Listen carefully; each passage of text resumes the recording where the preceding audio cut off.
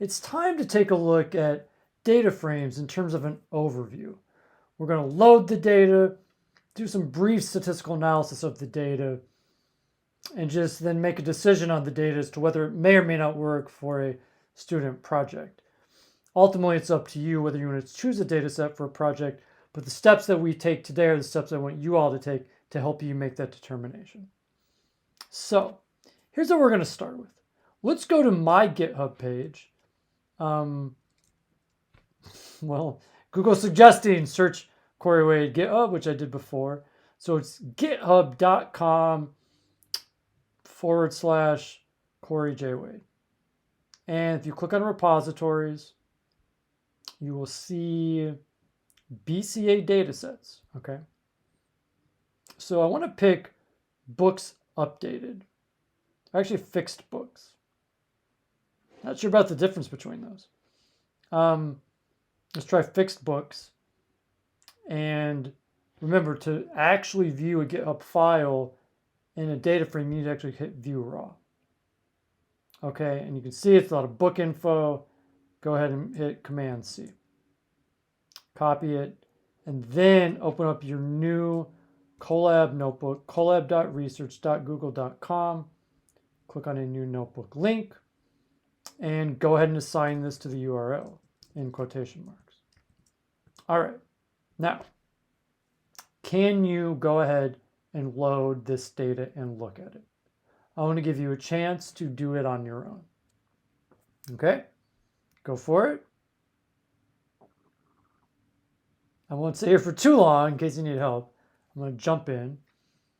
So recall that the steps are import pandas as PD.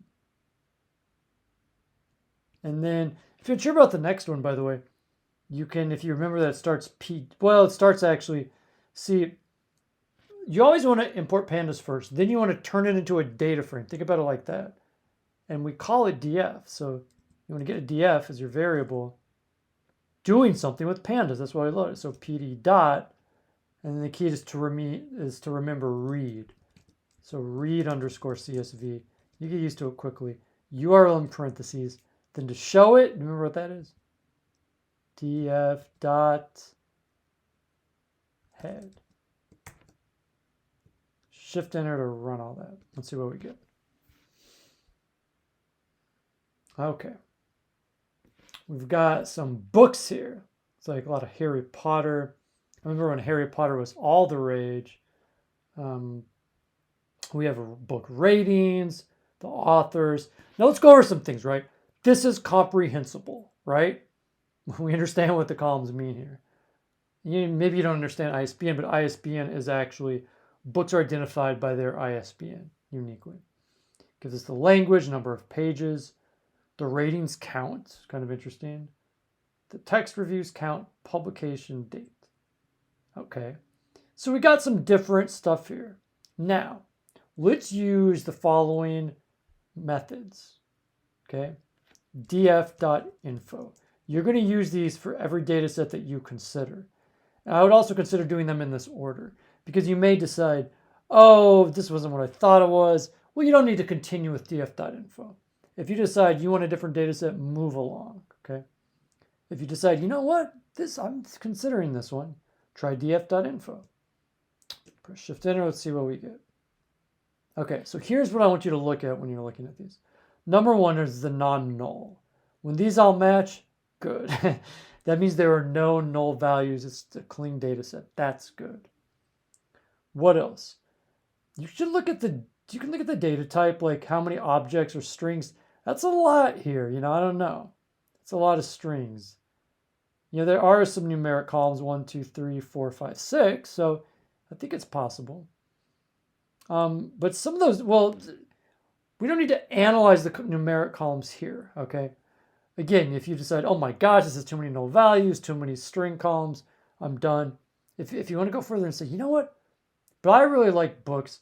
Maybe there's a way with the numeric columns. Next step you want to take is df.describe. Okay? It's parentheses, it's a method, then Shift Enter. Now this is kind of cool.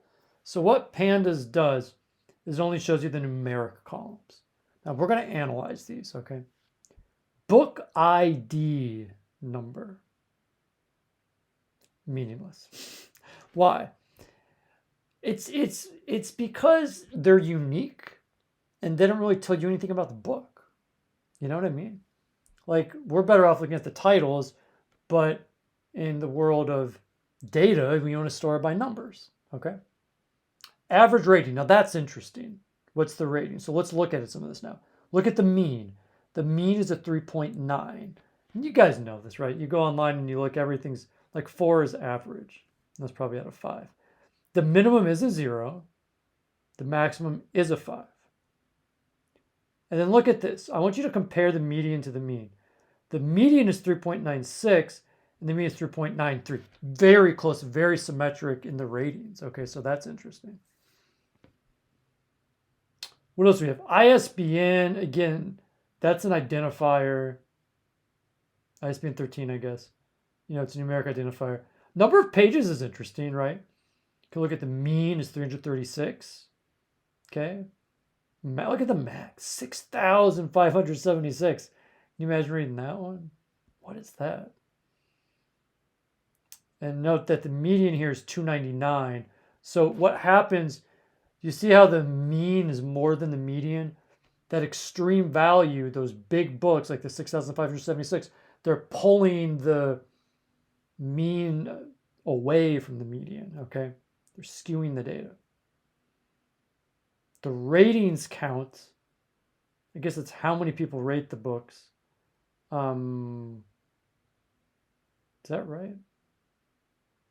Well, look at the mean. It's so what this E plus 0.4 means is that you add 4 decimal places to it. So it's not 1.7, it's 17 would be E to the 1, 2, 3, 4. So you're basically looking at these.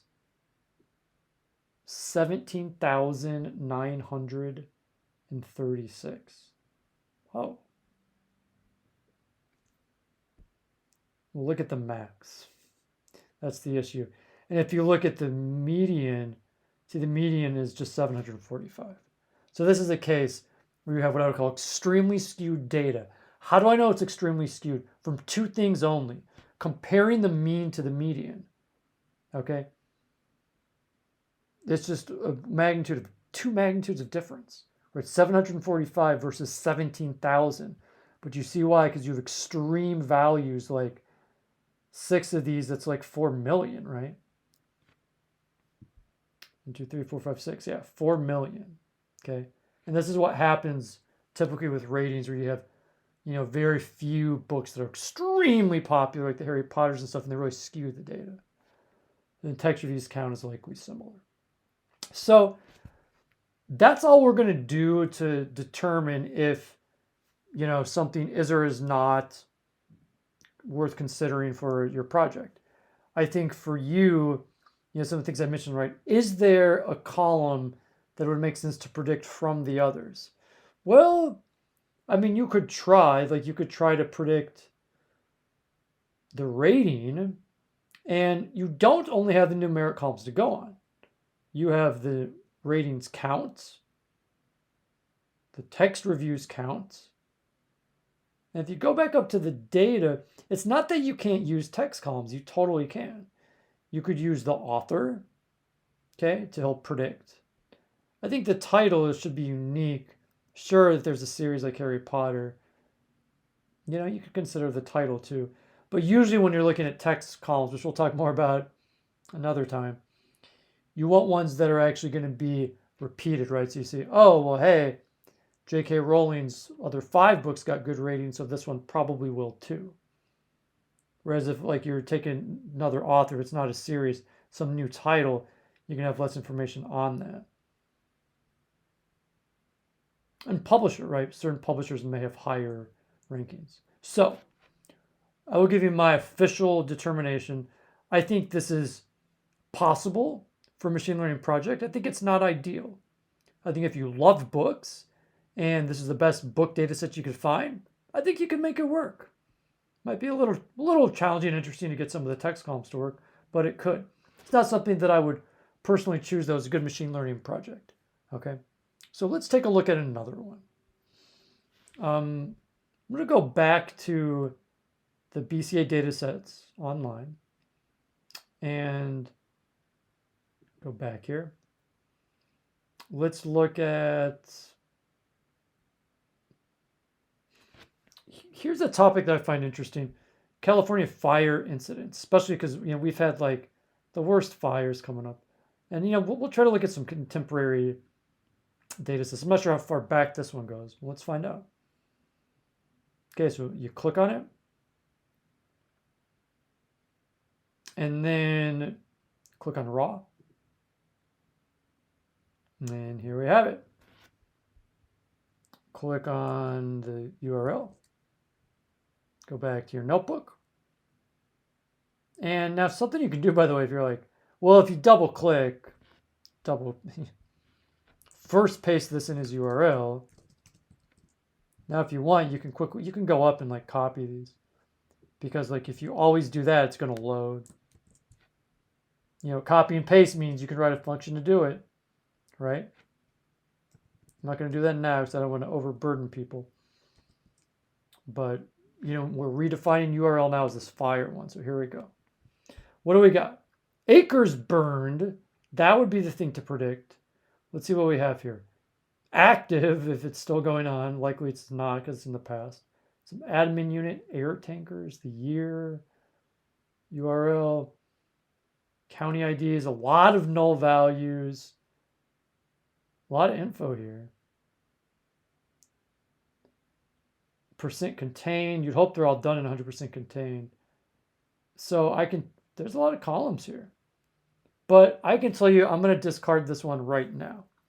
Because there, as you can see, it's loaded. NaN means null values. It's loaded with null values, so that's a strike. Also, it hardly has any numeric columns. And look at when they start. Yes, you can turn that into one. But this idea would be, if you want to predict the number of acres burned, what are you going to use to predict that? You would have the year. And, it seems like when you're looking at making predictions, you want to use like the data that's going to be available, not the data that's going to be there after the fact, like air tankers and stuff. So I don't think this one is right for machine learning. Okay. Let's move on. Try another one. I'm going to go back. And let's stick with the California theme. That's where I live. Berkeley is in California, in case you didn't know. View raw. Let's look at the air quality. Okay, let's get it in there. Command C. Go back. URL equals. I'm so tempted to turn this into a function, you all, right? Because you just put that in. You put the string in, and then it would deliver it every time. Should we just do it? Can we do this? Let's do it. Okay? Let me show you. You guys can do this. We spent all week on functions last week. Boom, there's your function. Okay? Go down here. I have to recopy what I did. Definition, load URL data. You got some string in there, right? What are you going to do with it? URL equals string. Import pandas. Read it in. You want to show it. Okay, that should show it. Shoot. That might be the issue. And then you want to, I think you might just need to return the df, actually. I don't think it's going to show properly. You could try it. Okay, so this is like a cool thing. You can define your own function. You're returning the data frame. And you load URL data. And then I want to put in something new here. Okay.